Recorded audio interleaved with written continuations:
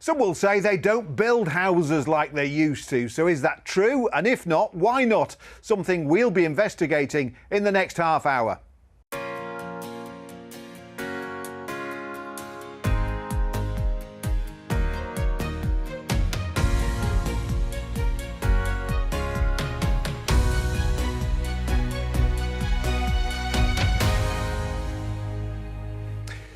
You're watching Politics North. After a cold start to the new year, we're asking just how warm are our homes?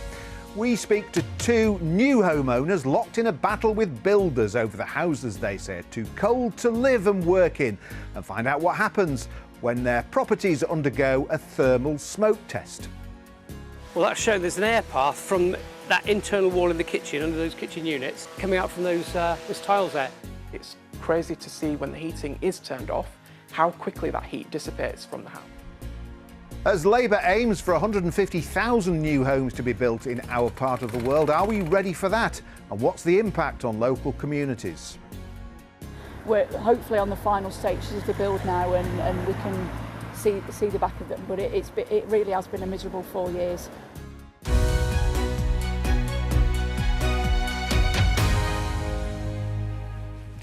Well, it was one of Labour's election pledges to build 1.5 million new homes by the next election. For our region, that means around 150,000 new homes. But in the race to build these, what about their quality?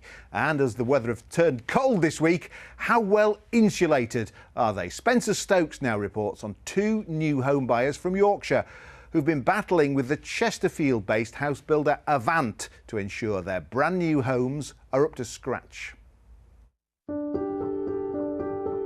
My central heating would be up high and the house would never warm up. They finally came, had a look around and would say no fault found. Somebody needs to listen. Somebody in government needs to take this on board and do something about it. Chesterfield-based Avant Homes are one of the 20 biggest house builders in the country. Life-changing living. Don't just live for now, live for wow. Avant emphasise the stylish living and energy efficiency of their newly built properties. Quality homes For everyone. Olga and Rav are recent Avant customers. They're angry that the quality of their finished homes and the standards of thermal efficiency they were promised, they say, have not been met. Both work from home. Having a warm place to work is important, and both were promised their new properties would have an energy efficiency B rating. Rav spent £450,000 on a house in North Yorkshire nearly 3 years ago. Having bought an EPC B rated property, it's crazy to see when the heating is turned off, how quickly that heat dissipates from the house. So you could have the heating on up until 10 p.m, go to bed, and by the morning, I'm waking up in 6 degrees, which we're talking about refrigeration level temperatures here. And after applying a lot of pressure, they finally came, had a look around and would say no fault found, even though I knew there was something fundamentally wrong with the property. And we're not just talking about one particular area. This coldness is spread throughout the property. For Olga from South Yorkshire, she parted with £214,000 7 years ago. My central heating would be up high and the house would never warm up at all. And at the time I did raise this with Avant, and they went through their procedure of if I was bleeding the radiators and if I know how to use a thermostat. So they did all their necessary checks. Snagging issues are known in the industry as small problems on a new building that need to be rectified. They're common across the house building sector. Rav, though, says he's faced multiple issues which he raised with Avant directly and then escalated to the National House Building Council, the UK's leading provider of warranty and insurance for new build homes. Many issues have been sorted, some are still outstanding. I've ended up with jobs that are now even worse and a property that is not still, at 2.5 years later, what I paid all this money for. And I've put my life savings so far into this house. It's physically damaging me. My stress levels are off the roof, dealing with these cold-hearted people in the regional and group legal offices, and we're not making much progress. Avant Homes told us all new homes are built according to the latest building regulations, and each property is inspected and passed by the National House Building Council. We are committed to resolving the snagging issues identified by the NHBC and have been actively liaising with Mr Sispal to grant us access to his home to undertake the works required. Olga from South Yorkshire was so concerned about the build quality of her Avant property, she invited thermographer Paul Buckingham, an industry expert, to diagnose why her house couldn't hold its heating. What I'm expecting from this is any gaps or holes around the outside of the building where there's air paths from here to those areas. Smoke is going to track out to those places and we'll be able to see it when it comes outside. Non-toxic smoke is released into the house is pressurised, and if there are defects, Paul claims the tests will show places where smoke can escape from the home. Here we go. Got smoke coming out here. In only a few minutes at Olga's house, the smoke appears from underneath the guttering and from tiling around a bay window. Well, that's showing there's an air path from that internal wall in the kitchen, under those kitchen units, and it's flowing up through the walls, behind the dry lining, possibly getting into the cavity and making its way up here and coming out from those tiles there. So if you imagine on a cold, windy day, cold air is just going to be blowing through those tiles, and that will then flow through all the voids behind the dry lining and potentially flow into the building, sucking all the heat out. Somebody needs to listen. Somebody in government needs to take this on board and do something about it. You know, I can get the evidence on every single house that I survey, which I do, but the industry is very, very resistant on admitting this is a problem. It didn't surprise me because I knew there was issues, but the findings were horrendous. It shouldn't be acceptable, not in the conditions we should be living in these kind of conditions. Paul performed the same test at Rav's house using the same method. In his professional experience, Paul says these insulation defects can be found across the new build housing sector. Paul says lots of different developers, including Avant, use the same building methods. An integral garage should be completely compartmentalised for the rest of the building. We had a quick look in there, it's full of smoke. This is the bedroom above the garage. As you can see, there's quite a lot of smoke in here. Now, we've sealed off the kitchen from the rest of the house, so nothing should be able to get into the rest of the house at all. But it clearly is, so it's flowing, it's flowing behind the dry lining on the walls, it's flowing through the floor ceiling voids and just spreading across the whole house. The heat loss, if you imagine cold air flowing through all these areas, or your heat flowing through and out through all these voids, it's a huge source of heat loss.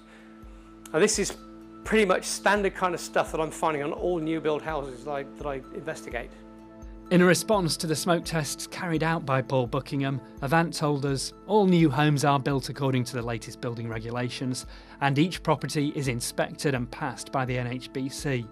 Thermal performance, fire safety and fire risk are covered by the regulations and form part of the rigorous NHBC inspection process. Responding to the complaints made by Olga, the company said Ms Ellis raised her concerns via an NHBC resolution, which was found to be valid. We therefore carried out the works required, which were inspected and done to the satisfaction of the NHBC. Ms Ellis has since raised further concerns directly with Avant Homes. We are in the process of arranging joint visits with her representatives with a view to agreeing the scope of works required. A spokesperson for the National House Building Council, which provides warranties and insurance for new builds, said it had identified issues and worked with Avant, Rav and Olga to resolve them. She went on to say, in the case of the overall energy efficiency, insulation and heating of the whole of both properties, our investigations did not identify a failure to comply with the building regulations set by government. Both Olga and Rav say they still face the prospect of a long battle to get the home they believed they paid for. It's been very, very stressful. Lack of sleep, and that's because you worry, because you're fighting big developers. It's a losing battle, even though you've got clear evidence. I don't see a road for me getting any external support from the NHBC or the Consumer Code, which I'm told constantly by the Housing Minister are supposed to be there to support me. Well, earlier I spoke to our business correspondent Spencer Stokes and I asked him how the home building sector as a whole was dealing with the sort of concerns we heard there. All the home builders, and there are dozens of them across the country, or dozens of very big ones, they're subject to exactly the same regulations. And the people who buy those homes then have a 10-year NHBC, National Home Building Council warranty. And if complaints aren't dealt with by the home builder, like Avant or one of the other many home builders, they can go to the NHBC. Now, the NHBC make it very clear they're not a builder. And in a statement they gave to us, they say that the regulations are set down by the government. They lay out the legal minimum standards for overall energy efficiency and the heating of a whole property, how that would affect Rav and Olga. Now, the government, for their part, say the rules are changing. They're going to strengthen them, and that will happen within the next couple of months. And all new future homes will have to have even higher energy efficiency standards. Of course, that's too late for the people we saw in our film, because they want their home to be warmer, better insulated now, and they say that simply for them isn't the case. Spencer, thank you. Well, we're joined now on Politics North by Clive Betts, Sheffield South East MP, who chaired the Housing Committee at Westminster for many years, so he knows a thing or two about this subject. Should people who've spent their life savings and hundreds of thousands of pounds on new homes wake up in the morning feeling freezing cold? No, and it's an absolute disgrace what you've shown on your clips there of people who've, yes, invested their life savings and they've moved into a new home in the expectation, quite rightly, that they would live in comfort and enjoyment, and they've not been able to do that. It's a disgrace. So why aren't new home building standards being upheld? Well, one of the things I think is at fault is that the people who inspect the homes as they go along, building control officers, and every developer has to appoint one to inspect the properties and make sure they're built to the right standards, because they're appointed by the developer. Now, doesn't that lead to a bit of a conflict of interest? You say to the developer, well, we want you to do more. You're not doing a good job. Get on and revisit the site, knock that house down and rebuild it in some cases. And then the next time the developer looks to appoint an officer to control, building control officer, they might say, we'll have somebody else because they've been too strict. You know, really, well, these officers need to be totally independent of the developers. Well, your party's in power now. Is this going to change? I hope so. In the last Parliament, when I was chair of the Select Committee which dealt with housing matters, we repeatedly, cross-party, all MPs on the committee, agreed that building control officers should be appointed independently of the developers. I hope that's something that's going to be brought in. It's been brought in for the very high-rise buildings, now after Grenfell, but not for other properties like the ones you've shown today. Let me bring in now Chartered Surveyor Arnold Tarling. Welcome to Politics North, Arnold. I guess a lot of construction firms would dispute this, but are we, in some cases, building homes on the cheap? I don't think the homes are that cheap, and to actually do the work correctly doesn't cost that much extra. But yes, the houses are being rushed and they are not complying with building regulations. There's nothing wrong with the standards in the building regulations. It's the fact that the construction means that they cannot possibly meet the requirements of the building regulations. We should say we did speak to the Home Builders Federation and they sent us this statement. It says, correct heating designs, insulation materials and photographic evidence of key areas are carried out during construction and are required as part of the final building control certification of new homes. Unlike second-hand buyers, new build owners are protected by a builder guarantee, a 10-year structural warranty and a robust consumer code, with the majority now having access to the independent New Homes Ombudsman Service. Is that going to be a deal breaker, do you think, Arnold Tarling, the new Ombudsman? I've seen ombudsmen in the past. They provide an extra service, but are they going to be fully funded to the degree that will be required? You know, what we actually need in this country is the following.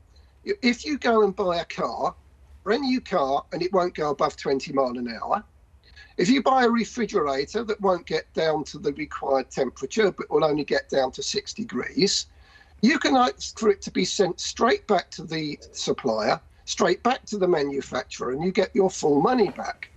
The only thing that will make these builders build properly is if you have the right to say, right, you buy it back at the current market value with no defects as if it's brand new. And with that financial burden that they would have to bear, they would then be producing high quality goods just like the white goods manufacturers and the motor industry do. Arnold Tarling, thanks for joining us today here on Politics North. Now, with the government's target of 1.5 million new homes by the end of this Parliament, there are many questions on where they could and should be built. David Rhodes has been finding out whether the proposals are achievable and what impact they could have on our green and pleasant land. Hello, David. Morning, Tim. The housing crisis, the problem that no government in the last 30 years has been able to solve. Solving it, a pledge by Labour at the last election. Back then, the party set councils in our region this collective target to build 28,000 new homes a year. So, how close are we? In short, we are nowhere near. Going back over 15 years, we've built on average 11,000 new homes a year in the region, getting up to 14,000 homes in recent years. Just half of this target. Making predictions, as we know, is a dangerous game in politics, but the idea we are going to build 28,000 homes a year by the next election, well, on this data, that is far-fetched. Councils are granting permission for new homes to be built, but in some cases, it's taking a long time to build them.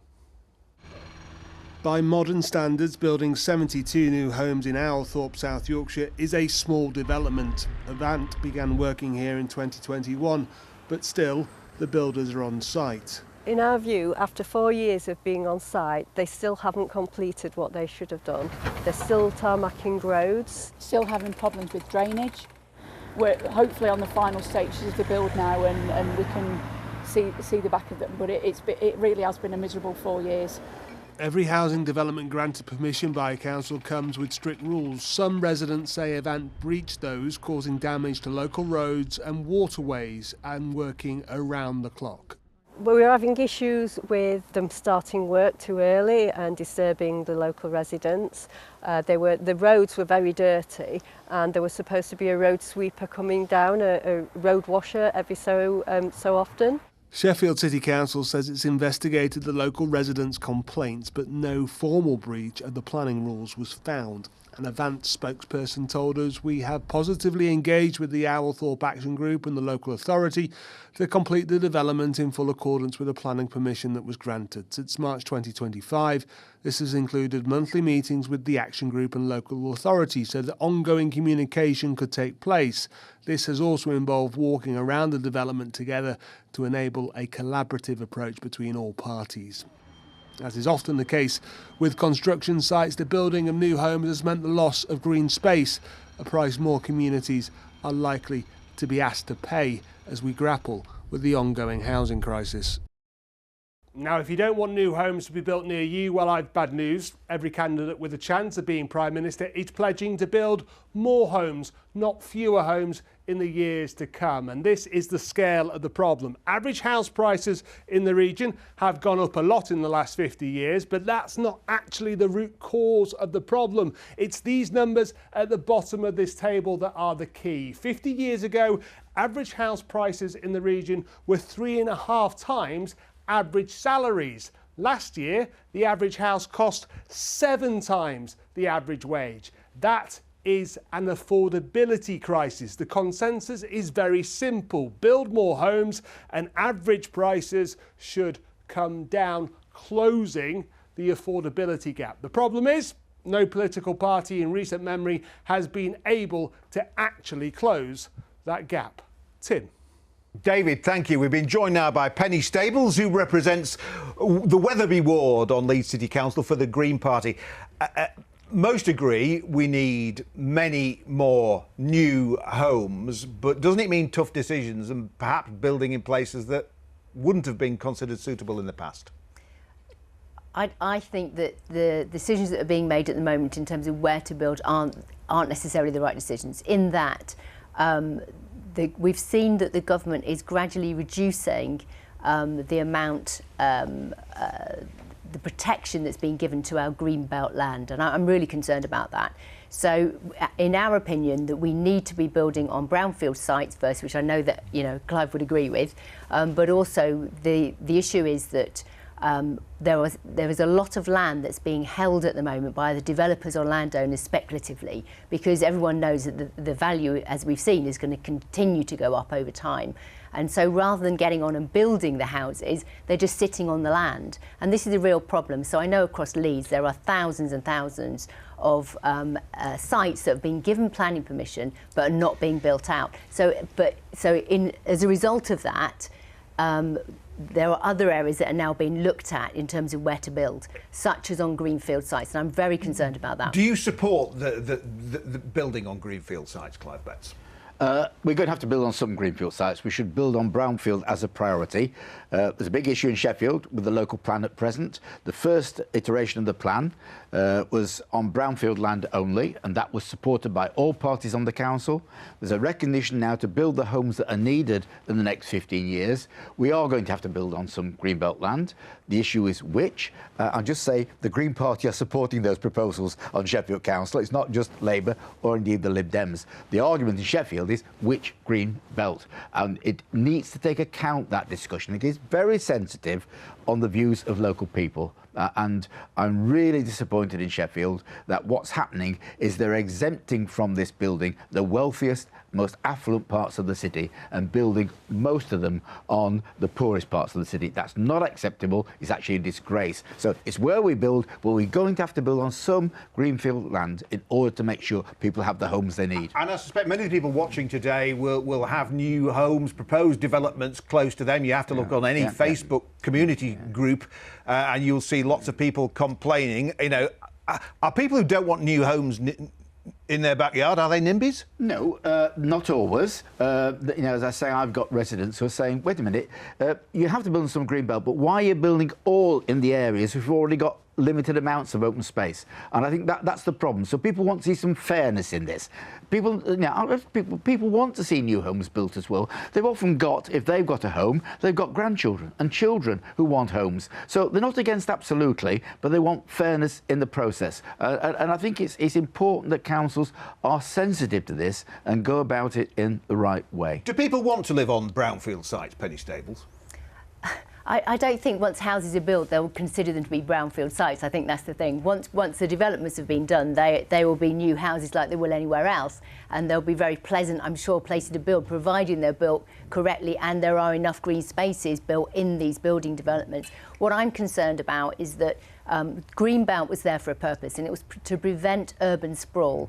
And now with the government's introduction of what they're terming grey belt, it means that a lot of the Greenbelt site is now at risk of being developed. And so we've got a major problem around the boundary of North Yorkshire around Wetherby. So Wetherby's got about half of the boundary in North Yorkshire.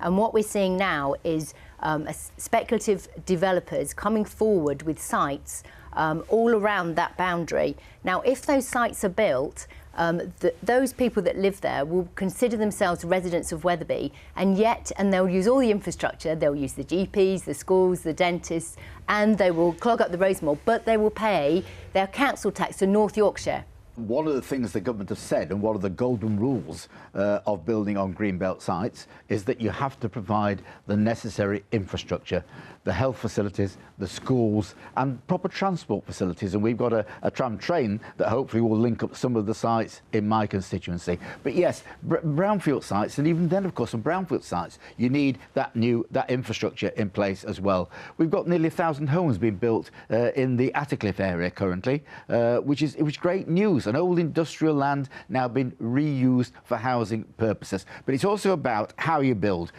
You've had Claire and Sandra on there from Althorpe. They have got right to be angry about the way that Avant Homes built that site, caused enormous disruption to local people and local wildlife. Completely unnecessary. They wouldn't properly engage for a long period of time. And to be credit to the council planners in Sheffield, they had a lot of work to do to keep Avant Homes doing anything Avant correctly. Homes dispute that version of events. They did send us a statement saying they have engaged with the community. Well, they didn't engage with me. I wrote to them at the beginning of that, and they didn't even reply to me. So that's the that's the truth of the matter. So in principle, does the Green Party support building thousands of new homes? So we believe, well, there is a need for affordable homes, and this is one of the issues as well that we'd like to come on to, because it's not just about building 1.5 million homes, is it? It's about building the right homes in the right places, and that's what's the important point here. That it's no point the government just saying we're going to build this number of houses and giving these allocations to all the local authorities, but actually there should be more regulation about where those houses are built and what particular houses are built. And at the moment, there doesn't seem to be enough direction given on that. And developers, of course, will always want to build what makes them the most money. So they'll want to build in those areas where they'll get the most money for their houses, hence the issue on the Wetherby border, actually. And also they want to build executive homes, the 3, 4, 5 bedroom detached houses, which isn't necessarily what is needed. What we need, certainly in the Wetherby area, is more homes for older people to retire into, which will free up the family homes. This is a subject, of course, we shall come back to here on Politics. But Absolutely. before we go, last week the death was announced of Sir Patrick Duffy, who at 105 was the oldest former Member of Parliament. He represented Sheffield Attercliffe and Combe Valley in Parliament. And I think, Clive, you followed him, didn't you, as Sheffield Attercliff MP? I did, because the constituency of Sheffield Attercliff and the new constituency of Sheffield South East are basically the same constituency. So, yes, I followed him absolutely. What are your memories of Patrick Duffy? Well, he was there for a long period of time. He was very much into defence and the Navy, which he's very committed to. He was very committed to the issue of equality for people in Northern Ireland, particularly for the minority Catholic population there. There are two things he fought very hard for. And Patrick and I had a slightly different political views on many subjects. That's the truth of the matter. But he handed over to me in a perfectly cordial way. So I think there'll be, I'd have fond memories of him from that regard. And we reckon he was the last former MP to have served in the Second World War. So, I mean, 105, it's a good age. But it's sad, isn't it? Because we've lost that link to that great generation, Penny Stables. It is sad, I think, that, that he did come from a different generation of politicians, didn't he? I would have loved to have met him, and actually I was very interested in the fact in his views on Europe, which seem to have changed over time, from being very pro-Europe to voting for Brexit, and it would have been a very interesting conversation. So I'm sad that I didn't get to meet him. And it's an interesting situation. I think there's only been 3 MPs for the constituency since the war, so it must be probably something in the water in the area. And you're still going, Clive. I'm anyway, still going. I'm not quite 105 yet, though, Tim. Listen, that's all we have time for this week. Nice to hear the thoughts of Clive Betts and Penny Stables. And we're going to finish now with the words of Sir Patrick Duffy himself. A couple of years ago, he spoke to Politics North about his time with the Fleet Air Arm in the war and how he survived a terrible crash. He also had memories of the rise of Hitler and the general strike in the 1920s. We're back next Sunday. Ta-ta. I have the most vivid memory and recollection of the general strike. I have memories of mostly marching by the men. The women really were the heroines, because without any income, without any welfare benefits then, without any outside help, women like my mother and her neighbours found some food and shared it. I am blessed. I'd survived my crash. I'd survived other narrow escapes, as inevitably during 6 years of combat service. I had ample grounds for realising again and again that I had been blessed.